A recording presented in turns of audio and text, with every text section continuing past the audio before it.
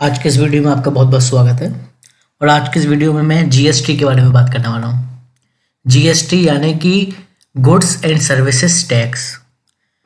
अब बहुत से लोगों ने जीएसटी का नाम जरूर सुना होगा, और ख़ास करके जो ऑनलाइन सेलिंग करना चाह रहे हैं या ऑनलाइन सेलिंग करने की सोच रहे हैं उन्होंने तो ज़रूर सुना होगा।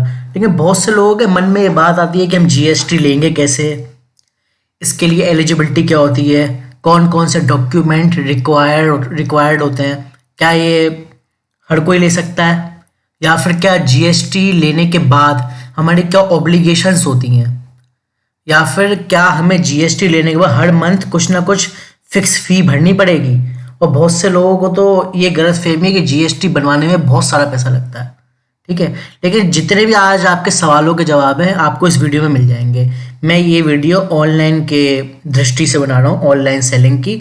एक बात मैं आपको बता दूँ, अगर आप इंडिया में ऑनलाइन सेलिंग का काम खोलना चाहते हैं किसी भी ई कॉमर्स प्लेटफॉर्म पे, तो आपको जीएसटी लेना बहुत ज़्यादा अनिवार्य है। बिना जीएसटी के आप ऑनलाइन में सेलिंग कर ही नहीं सकते। क्यों नहीं कर सकते? क्योंकि जब भी आप अकाउंट क्रिएशन करेंगे किसी भी ई कॉमर्स साइट का, सेलर का, और वो आपसे जीएसटी मांगेगा, तो उसके बिना वो पॉसिबल नहीं है।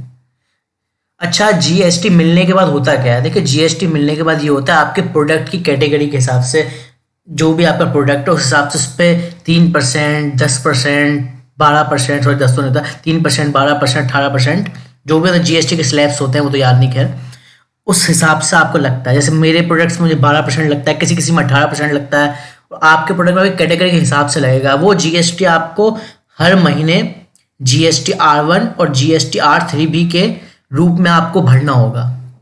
ये एक लीगल चीज़ है, मतलब आपको करना पड़ेगा ये सेल होने के बाद, ठीक है।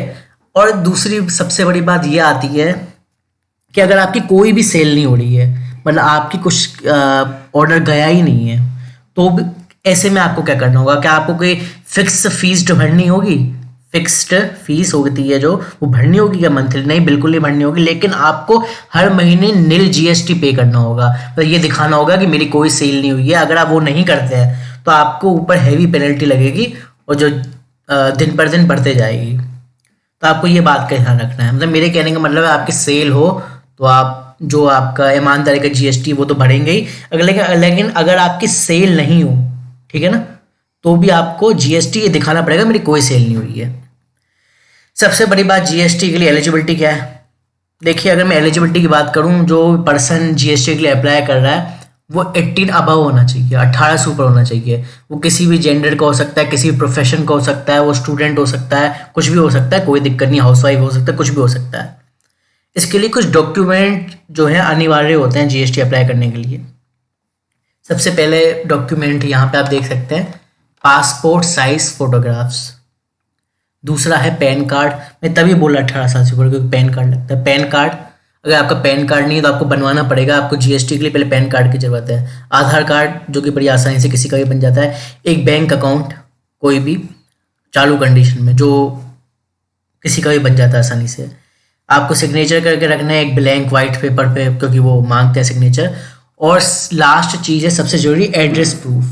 अब एड्रेस प्रूफ में या तो आप इलेक्ट्रिसिटी बिल दिखा सकते हैं जिसमें आपका एड्रेस मेंशन हो रहा है, ठीक है ना, और आपका नाम वाम इसमें लिख रहा है, जो आप प्रूफ कर सके, मतलब कि आप इस प्रेमिसेस के, इस दुकान के, इस फैक्ट्री के, या जो अपने घर से काम कर रहे हैं तो उसके ओनर हैं। अगर ऐसा नहीं है, मतलब मान लीजिए आप किराए के घर पे रह रहे हैं, या फिर रेंट पे रह रहे हैं, किराए पे रह रहे हैं, या फिर आप जीएसटी अपना बनवा रहे हैं लेकिन आपके इलेक्ट्रिसिटी बिल में घर के किसी और बंदे का नाम है, तो ऐसे में आपको, जब प्रेमिसेस आपके नाम पर रजिस्टर्ड नहीं होती है, ऐसे में आपको कंसेंट लेटर या फिर रेंट एग्रीमेंट एक्सेट्रा इन चीज़ों की ज़रूरत होती है, जो कि आपको फिर original source of proof of document के साथ लगाने होते हैं।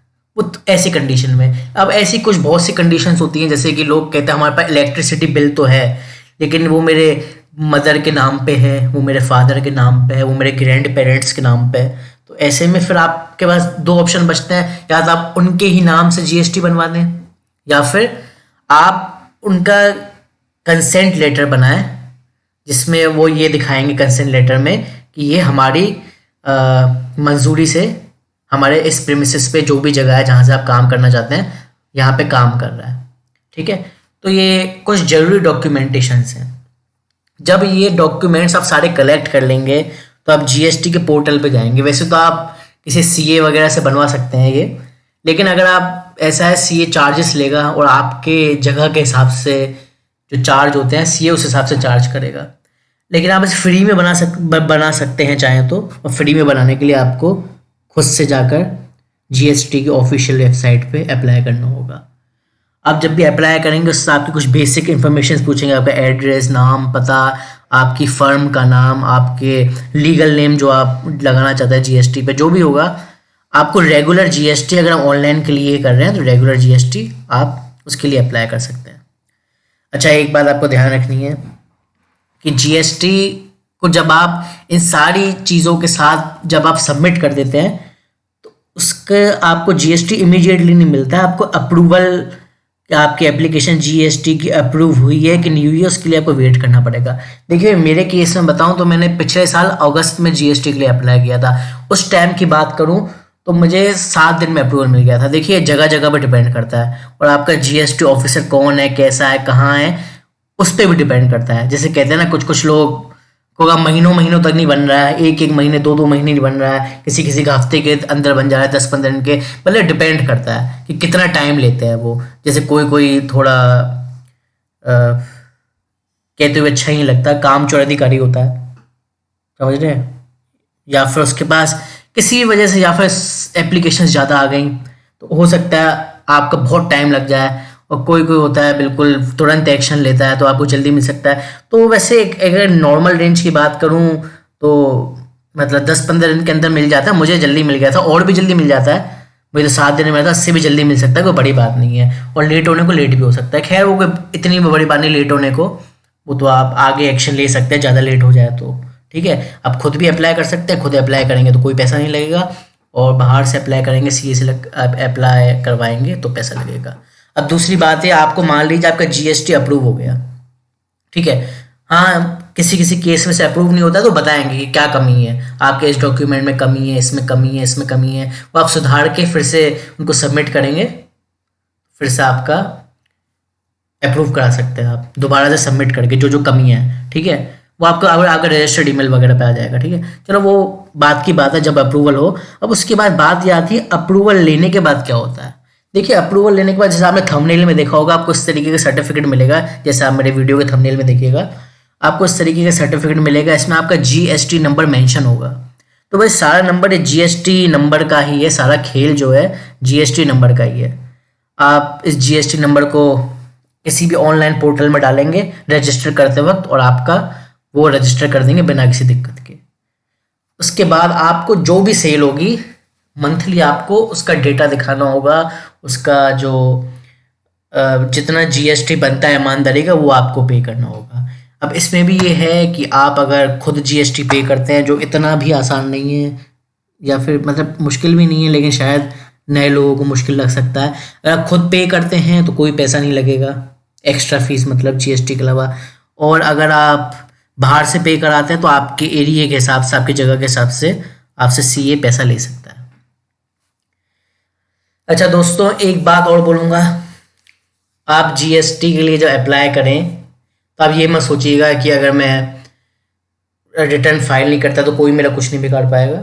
ऐसा कुछ नहीं है, आपको रिटर्न फाइल करने पड़ेंगे, आपको पेनल्टी लगती जाएगी। आपकी पेनल्टी कितनी भी ज़्यादा जा सकती है, महीनों की पेनल्टी 500, 1000, 5000, 10,000, 20,000 जितनी भी आ सकती है।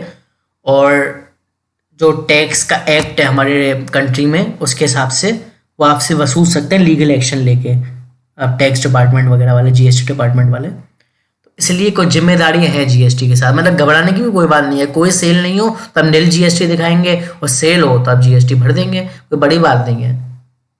लेकिन ये सब तब की बात है जब आपको अप्रूवल मिल जाए, आप ये सारे डॉक्यूमेंट्स आपके पास हों और अप्लाई करेंगे और आपको जीएसटी मिल जाएगा। बहुत जल्द आने वाले वीडियो में मैं पूरी इसकी जीएसटी की कैसे अप्लाई करते हैं आपको स्टेप बाय स्टेप प्रोसेस भी करके दिखाऊंगा कि कैसे होता है। तो बस दोस्तों, आज के लिए इतना ही था। बहुत से लोग ये पूछते हैं क्योंकि कि ऑनलाइन के लिए जैसे कोई मीशो का रजिस्ट्रेशन का वीडियो है, या फिर शॉपी का है, अमेजोन का, फ्लिपकार्ट, कोई भी है, तो लोगों के सवाल होते हैं मेरे पास जीएसटी नहीं है, मैं क्या करूं। भाई आपको बनवाना पड़ेगा, क्या करूँ नहीं, आपको बनवाना पड़ेगा जीएसटी, ऐसे नहीं होता है। बिना जीएसटी के नहीं भेज सकते कोई, मतलब वो, हाँ मैं समझता हूँ वो ये पूछना चाह रहे होंगे कोई तरीका है, नहीं और कोई तरीका नहीं होता है, जीएसटी बनवाना पड़ता है। ठीक है, मैंने भी अप्लाई किया था, मैंने खुद से अप्लाई किया था, कोई मुश्किल नहीं था और मुझे अप्रूवल मिल गया था।